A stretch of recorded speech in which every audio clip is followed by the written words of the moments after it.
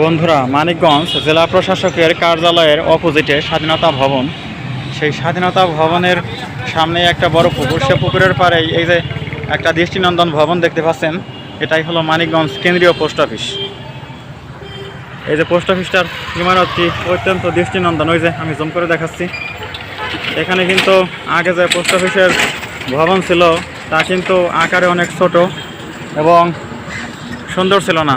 এখন কিন্তু অত্যন্ত আধুনিক মানের একটা ভবন এখানে নির্মাণ করা হয়েছে সরকারি উদ্যোগে। আর এটা একেবারে বিজয় মেলা মাঠের সম্মুখে এই পোস্ট অফিস অবস্থিত। আর এখানে একটা স্মৃতিস্তম্ভ স্থাপন করা হয়েছে, আমরা তোমাদের ভুলবো না, এই শিরোনামে। এই যে আমরা সামনে দেখতে পাচ্ছি, সম্ভবত মুক্তিযোদ্ধাদের নাম ওখানে উৎকীর্ণ করা হয়েছে। আমি একটু সামনে গিয়ে দেখাচ্ছি আপনাদেরকে, আমাদের সাথেই থাকুন। আর চ্যানেল সাবস্ক্রাইব করতে ভুল করবেন না, আর লাইক করবেন, কমেন্ট করবেন, আমাকে উৎসাহিত করবেন। নতুন নতুন আপডেটেড ভিডিও পাওয়ার অপেক্ষায় থাকবেন। আমি এই যে পোস্ট অফিসের ব্যাক সাইডটা দেখাচ্ছি, কি সুন্দর ইয়ে কালারের মাঝখানে কালোর রেখা টানা হয়েছে, কি সুন্দর। আর এই যে পাশে হলো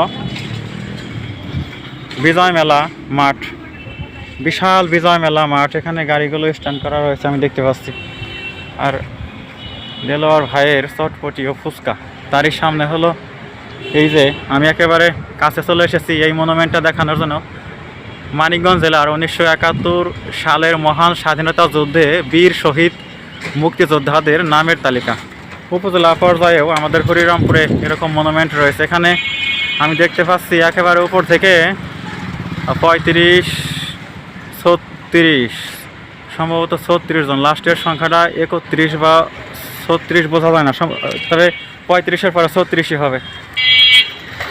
যাই হোক ভিউয়ার্স, আমি যে দৃশ্যটুকু আপনাদেরকে দেখালাম তা কেমন লাগলো অবশ্যই কমেন্টে জানাবেন, আর চ্যানেল সাবস্ক্রাইব করবেন দয়া করে। ধন্যবাদ সবাইকে, সবাই ভালো থাকুন, সুখে থাকুন, এই কামনা এখানেই ক্লোজ করছি।